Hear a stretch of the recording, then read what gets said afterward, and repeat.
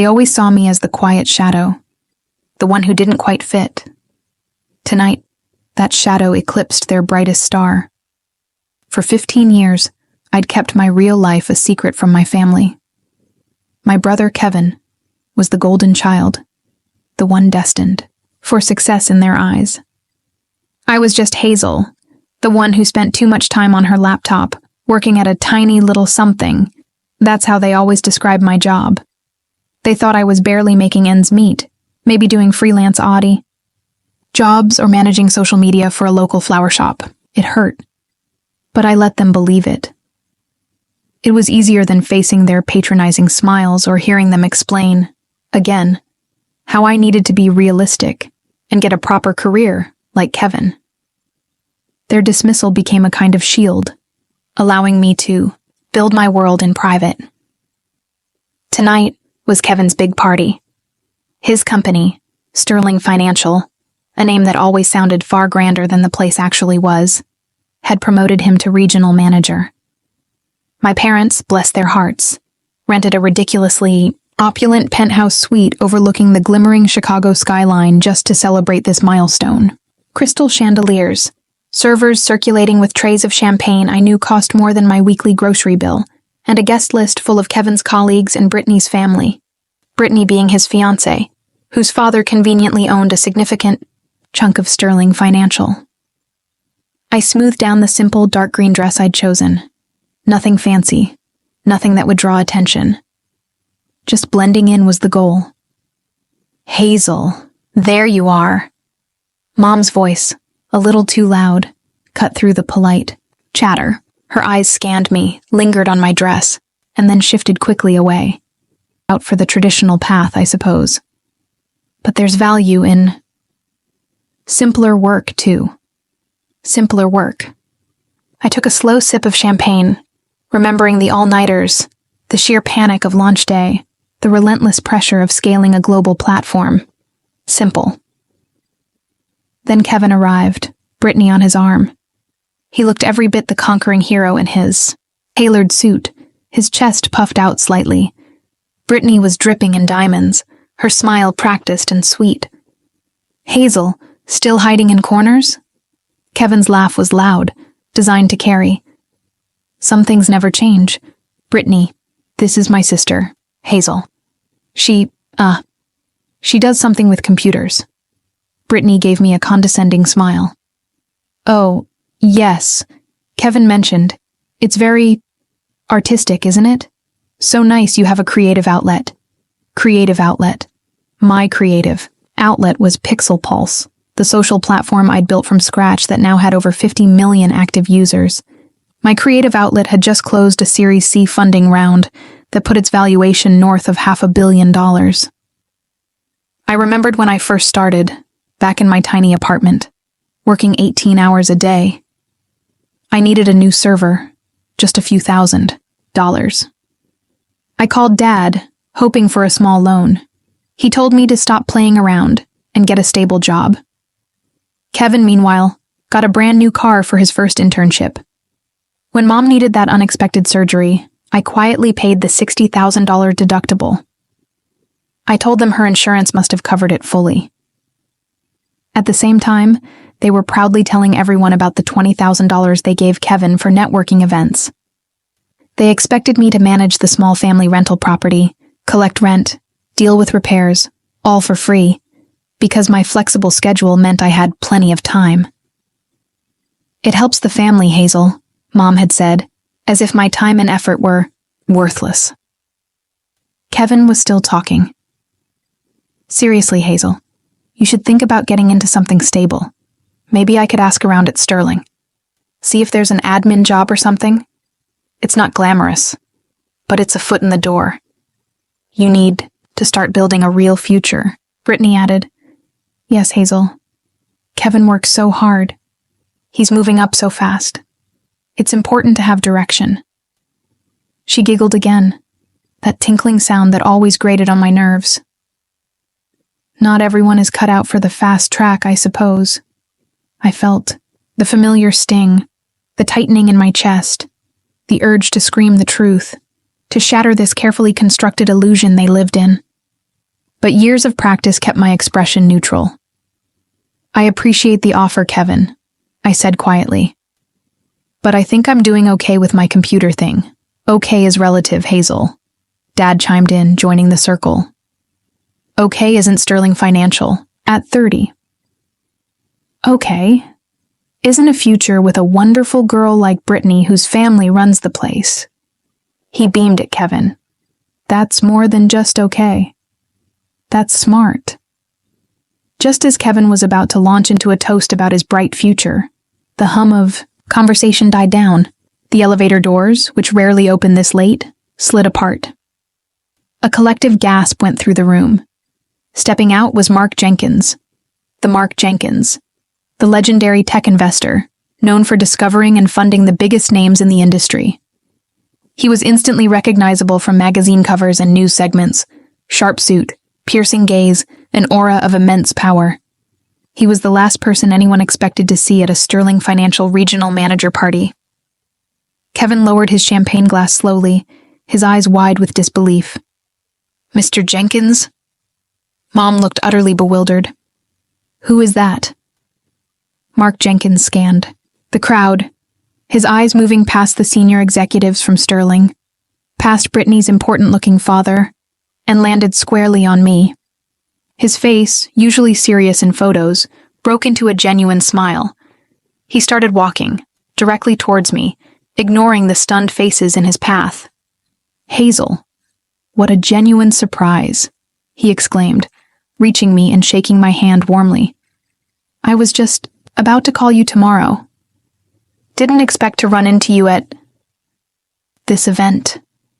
My hand trembled slightly in his firm grip. "Mark, good to see you too." Kevin finally found his voice. "Mr. Jenkins, you know my sister, Hazel?" His voice was high-pitched, disbelieving. Mark Jenkins turned to Kevin, a slight frown of confusion initially, then recognition. "Your sister?" "Ah, yes, Hazel Mitchell.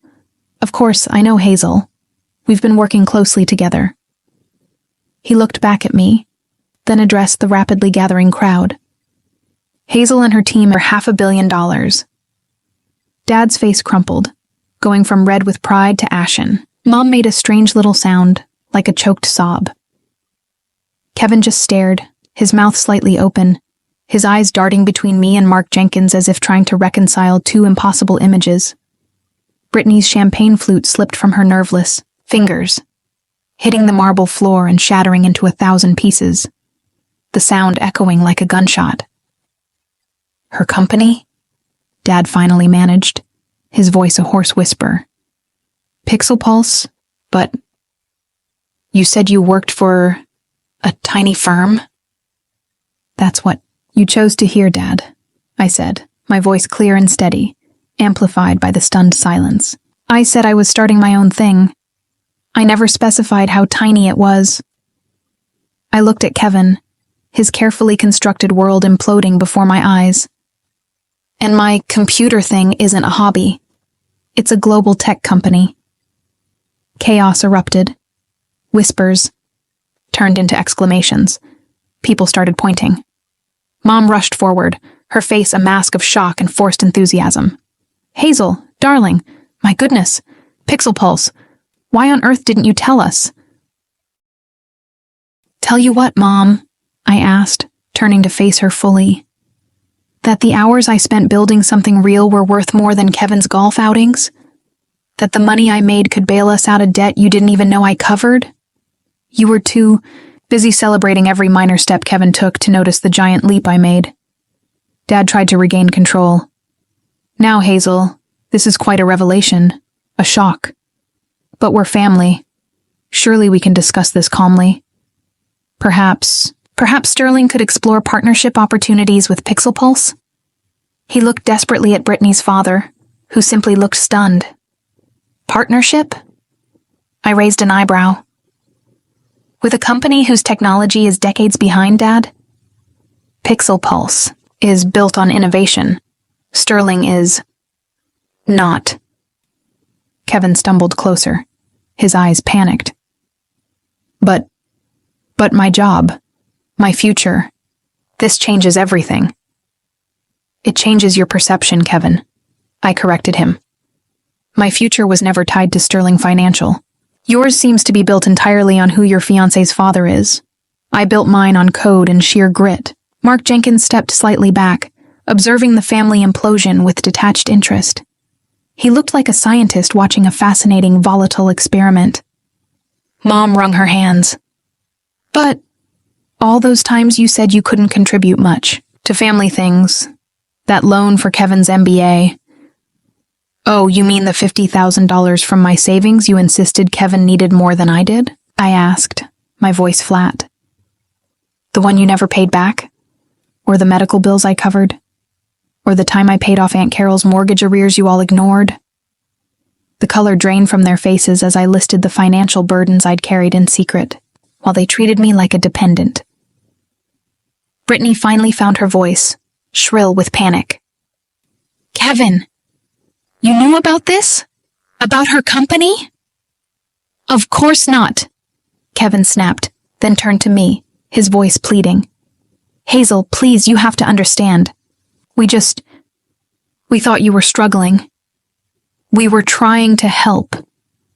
Help? I echoed, the word feeling like a foreign concept in their mouths. Help was telling me to get a real job instead of supporting my dream. Help was prioritizing Kevin's every whim over my fundamental needs. Help was letting me manage the rental property for free because I had nothing better to do. Years of swallowed hurt came flooding out, calm but devastating. You didn't help. You dismissed. You minimized. You treated me like a failure so you could feel better about yourselves and Kevin's perceived success. Dad squared his shoulders, trying one last tactic. Hazel, let's be reasonable. This is a fantastic development. We can work together. The Mitchell family can be a powerhouse. The Mitchell family, as you defined it, only had room for one success story, I said, shaking my head. And it wasn't mine. I looked around the room, the faces staring back, the stunned silence now replaced by a low buzz of gossip and speculation. Kevin stood there, defeated, his posture slumping. Mom looked like she might cry. Dad was red-faced, furious, and utterly powerless. This party, I said, addressing everyone now, my voice clear and strong, was meant to celebrate a certain kind of success. My family defined that success very narrowly. Tonight I'm showing them how wrong they were. I turned back to Mark Jenkins. Mark, shall we step outside for a moment? I think I need some air. And perhaps we could discuss that potential acquisition we talked about, the one for that outdated financial firm. I let the sentence hang, glancing pointedly at Kevin.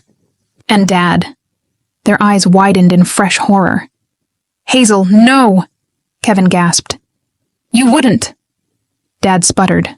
Business is business, I said, using Brittany's earlier phrase, and felt a grim satisfaction. Just like family, apparently. I walked towards the elevator with Mark Jenkins, leaving my family frozen amidst the shattered glass and the wreckage of their assumptions. The simple green dress felt like armor. For years they had seen me as small, insignificant, a side note to Kevin's grand narrative. Tonight, they saw the full picture. The quiet sister wasn't a failure. She was a force they had never bothered to understand, and now that force was reshaping their reality. This wasn't the end. It was a new, unexpected beginning. One where the quiet shadow finally stepped into the blinding light.